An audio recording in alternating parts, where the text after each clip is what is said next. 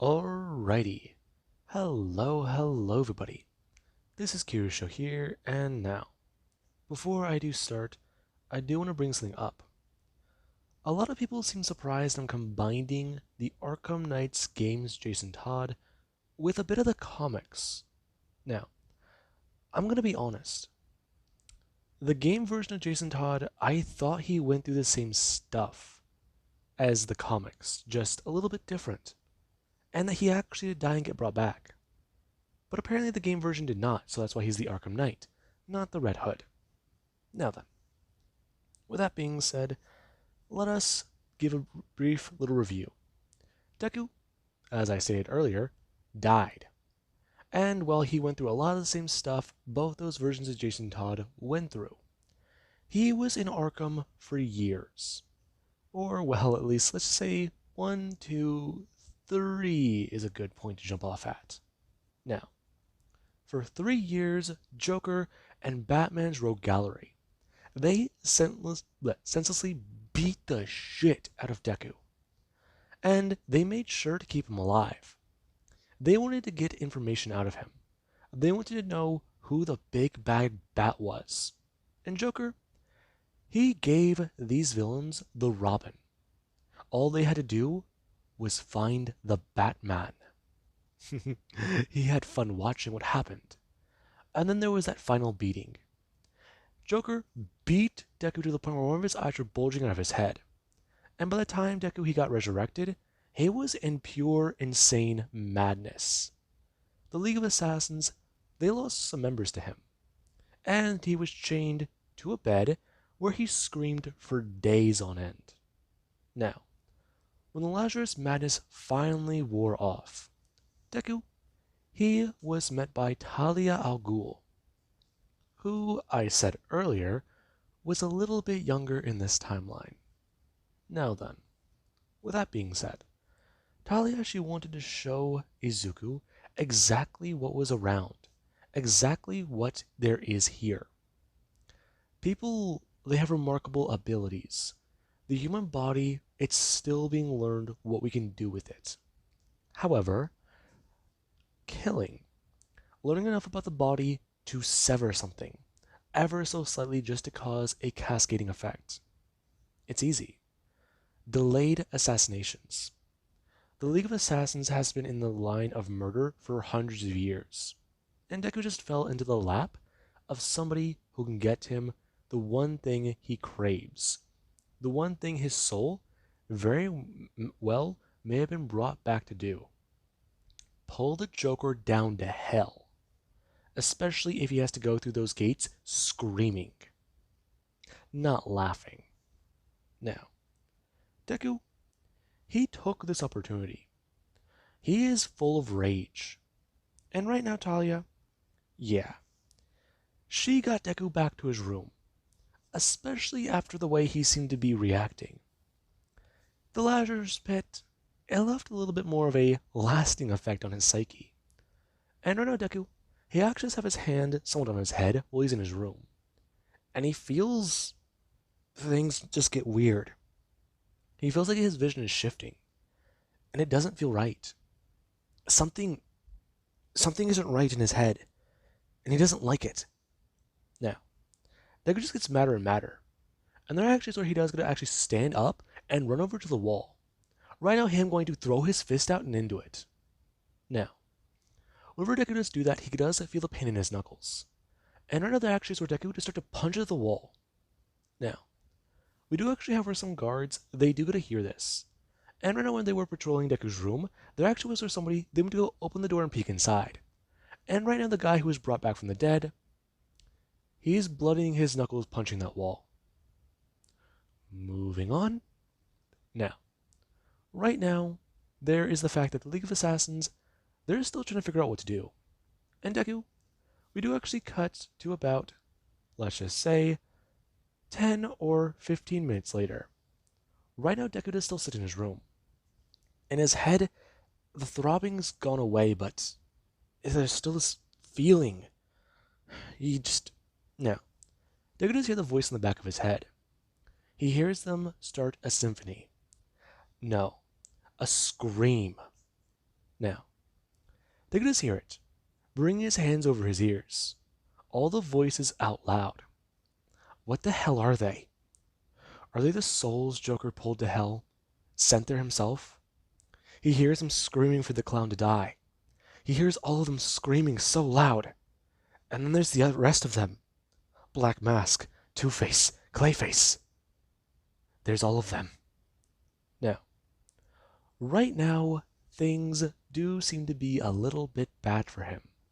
And there actually is where Ra's al Ghul, he knocked on the door and entered. Especially whenever he didn't hear an answer. Now, Deku just sat there. Right now he sat there against the wall where the blood trail leads down, with bloodied knuckles against his ears. Him somewhat muttering to himself, shut up, shut up, shut up, and rocking back and forth. Now, Ra's al Ghul saw this. Yup, first time. Now, right now Ra's al Ghul, he does think about what to do. And there actually is where he does try to at least provide a little bit of comfort towards Izuku. However, the moment he does break Izuku from his trance, Izuku goes completely apeshit wild. And Ra's al Ghul, yeah. Right now he does walk out of that room 2 minutes later, after there was a loud cacophony of things breaking. And, well, one of the things that broke, Izuku's nose, fingers, probably something important in his knee, probably something important in his chest, like a rib, and, well, he probably did take Deku down with a bit more of a nerve cluster. Now, he probably struck multiple, in fact. Now, Ra's al Ghul, yeah, he'll come back in the morning. Now, Deku, he woke up hours later, still confused and not able to understand what happened. However, he had a letter and a meal waiting for him. And there was where he did try to eat. Something felt off. He knows that he's not a prisoner. They're not chaining him up. And whatever happened yesterday, whenever he blacked out, I mean, fuck. He feels like shit. Now, right now, Ra's al Ghul, he does get to enter the door. And Deku, he does want to look up at Ra's al Ghul as the man. He does stare down at Deku. And right now he does ask him if he enjoyed his meal. I did, but how did you... I was waiting on you. Someone gave me a signal. And, well, I know exactly everything you could do in this room without even being here. Would you like me to give you a list? No. Where am I? That is a very complex answer. You are Ra's al Ghul. And I see you know the answer. Has the Batman told you stories about me? I've heard things, but I always thought they were myths. Bedtime stories. Hell, he told me a lot. It was also a bit more complicated. Yes, it was Izuku. So, I can get revenge. That's... shit. Now, they just could grab at his head again, and Ra's al Ghul would tell him, try not to focus on that as his objective just yet. Right now the mind is still sensitive. However, it is also malleable, and they are going to train his mind. What they will do next will help him. It will understand and break his fear. He will be a man with no fear. He will be what Batman should be. And the Dark Knight, he failed the boy. Does he even know about Batwoman? Does he even know about the others? I mean, how many are there now? Let's count them off. There's Batwoman. There's, well, the new Boy Wonder. There's still the old Boy Wonder. And then there's even him. That makes, what is it now? Count with him. 1, 2, 3, 4, 5. There are multiple members of the Bat family. And those are just the ones he's willing to list off. There's more. And, well, very soon the Dark Knight, he may be getting an addition to the family. Now, Deku's confused. However, his mind fills in that gap with the idea that since he's been back from the dead, he might be able to go back to Gotham. But then he does get to defend himself, telling Ra's al Ghul he's never going to be Robin again. Now, right now, Ra's does smile, expressing he doesn't want him to be Robin. He wants him to, well, overcome, be better, be greater. Now, come with him. Now, the two do go to leave. And right now, Ra's, he does walk Deku through a bit more of this labyrinth. Right now, Deku and Ra's al Ghul, the two make their way through the area. And Deku, he's still intrigued. And Ra's al Ghul does start to talk, expressing what some of these people have done. And Deku, he recognizes some of them from Gotham. And he thinks that Ra's is bringing them up specifically for this purpose. And then there's some names that he knows Batman he must have mentioned. I mean, they strike that part of his brain. Well, so did a crowbar, but anyways, now. Right now, Deku, he is trying to understand what this is all about. And right now there is where Ra's al Ghul, he does walk into a wide open room. And a lot of people, they're fighting. And there actually is where everybody, they're going to die down. As soon as somebody, they were going to notice Ra's al Ghul, and they want to go try and throw themselves down to show their respect. However, they literally took a slash to the arm whenever they went all the way down. Them trying to not show weakness, as they just sat there, somewhat shaking a little, with a knife in their arm, or let's just say an actual sword. Now, Deku saw that person, and then he went to go look around. Many others doing the same thing. And right now it does seem intriguing. They show respect to all of them. Or, no, they respect him. Now, Deku does look towards Ra's al Ghul, and the men does inform him. He's been deemed worthy to join these operations. He's fought alongside the Dark Knight for years, and the Dark Knight left him out to dry. Now, right now Deku, he does at least get to turn his head, and he does see two people who stand out. They're both, no, only his head. Only one of them is standing. Now, the voice starts to pop up again, and Ra's al Ghul does notice this. Him actually turning and bringing his hand out onto Deku's shoulder. And he does start to give him a bit more guidance, informing him. Tell them it will come.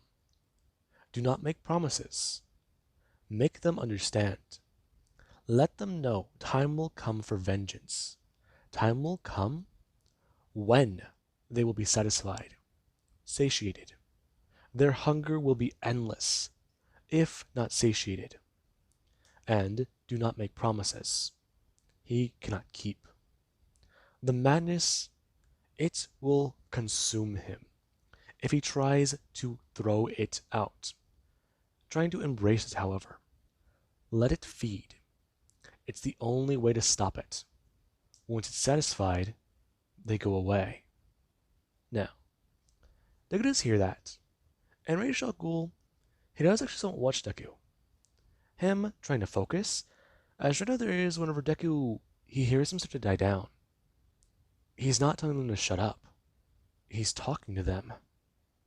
Now, right now there is where the voices do to stop. And then you do actually have somebody come walking up. And Deku, he gets a better look at them. It's Deathstroke. Now, Deku does stand there before the man. And the man, he does express. So he finally stops screaming Dinty. About damn time. They have work to do. He wants to fight. He wants to get revenge on the big bad bat. Then he needs to work up to it. He remembers the boy Wonder. His skill, good. Amateurish at best. However, yeah. Right now, he'll get him trained properly. Now, Deku, he's a bit confused on that. And right now, Deathstroke, he doesn't actually pull out one of his swords, as he does actually go to swing it around and grab the blade of it. Him holding it out to Deku. And Deku does reach out and take the sword. As Deathstroke, he does get to step aside, And then you do actually have somebody else. Them going to step forwards as Deku does look up towards them. As he does actually bring up the sword and, well, dodge or at least block their strike. Now, Ra's al Ghul will go to inform him. This would happen to be Mr. Wilson's daughter. Her name is Rose. Now, Deku does stare at her, and right now he does see just the mask and the hair. Okay. Now, Deku right now is told by Ra's al Ghul. Deathstroke will handle some of his training for right now. Talia will join shortly. And well, if he is lucky enough, maybe he may teach him some things.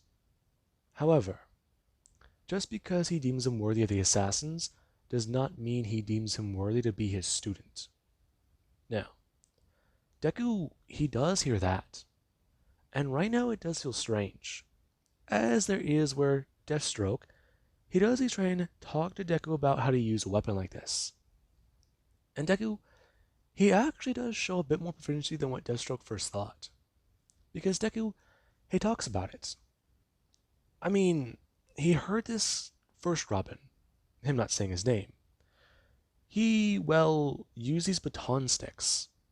There were some of the cave and Batman, he does still use it to train. I mean, weight's a bit, well, different, but hey, this one cuts through the air better. I mean, just slightly off. Now, Deathstroke does see Deku somewhat move around with the sword, and the way he's acting, that kid's definitely bonked himself in the head at least once or twice. Now, Deathstroke does ignore that silly thought, and right now, there is where Deku, he is forced to fight for his life.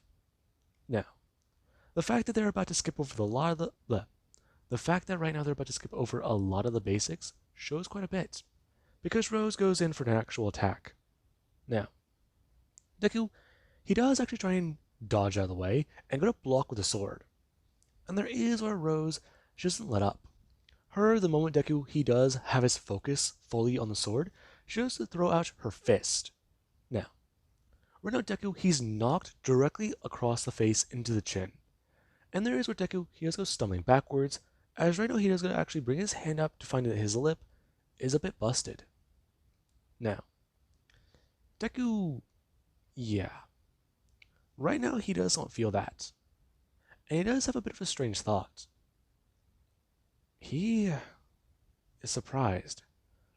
That didn't hurt as much as he thought it would. She does punch hard as shit. Now, Deku right now does actually going to step forwards. And right now he does show a bit more of his anger. As whenever Rose, she does at least stare at Deku, he does going to rush towards her to fight. Now, Deku right now, he does show off. And right now Deathstroke, he does watch on. The two, they're clashing blades. And right now, Deathstroke, he's happy. This does seem like they're going to be able to skip over a lot. Maybe some lessons are needed though. Deku being struck across the face. And there is where after he's struck across the face for probably about the 4th or 5th time, Deku, he actually does go to bring up his hand. Right now Deku, he goes to bring up his hand to try and knock Rose Wilson in the face. And right now whenever he does go to punch her across the face, he knocks off her mask. And right now there is where she does go to pull backwards and step backwards. Her going to rush back in as right now she does try to slash Deku across his face. And Deku, he does going to actually bring his hand up and flip the sword. Him pressing upwards on one side and knocking her off balance. Now, Deku is then going to throw his left fist as hard as he can into her gut. And right now Rose, she does somewhat feel the gut punch. Now, whenever Rose does go to somewhat smash onto the ground, there is Deku, who right now he does a step forwards and throw out the sword. Right now he's mad, and he wasn't really thinking clearly.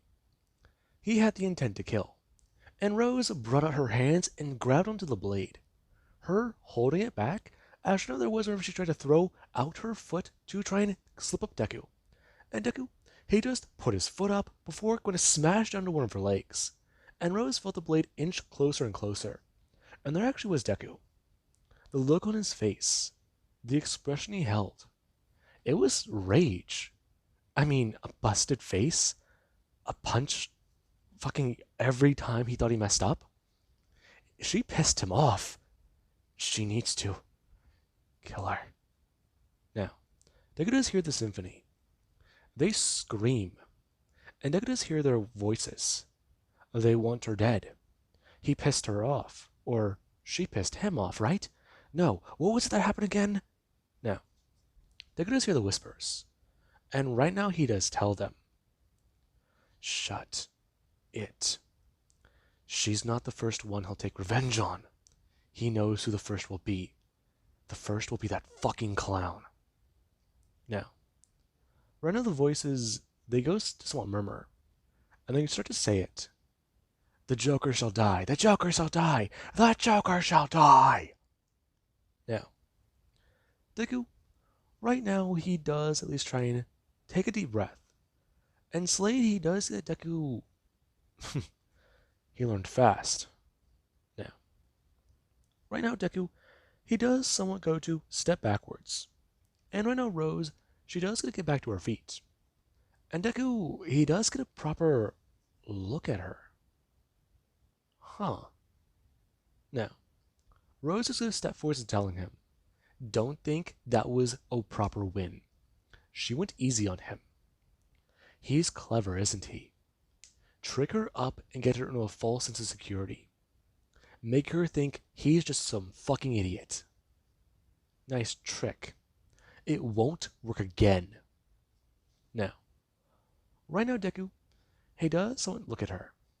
And right now she does just stare at him because his jaw is just... What is he doing? Trying to catch flies? Now, Rose does get to walk over, pick up her mask, and put it back on. And right now there is where she does go to, well, walk away. The guy has potential. Just see it. Well, her father talked about it, so it must be something. No. Somebody was watching. And right now they are very intrigued to see what is happening. They're curious to know exactly what this will do. Now, the person is staying on the balcony. And right now, they are curious. This is the boy wonder. All grown up. Interesting. Maybe they can work together. Maybe she can give him some lessons. Personal teaching? I mean, she'd love to see him use her skills to take down the Dark Knight. Maybe they can team up, split him in half, together. I mean, Batman can only go for so long. He should be a regular man. Unless he really does have those superpowers people keep rumoring about. Now, right now Deku, he does go through a bit more training. And Deathstroke, he is happy to have Deku along for this. And Deku, he starts to train more and more with the League of Assassins. And right now, I do believe that that is a good point to leave this part off of. And I do hope you guys enjoyed. And have an amazing day. I'll catch you guys in the next part.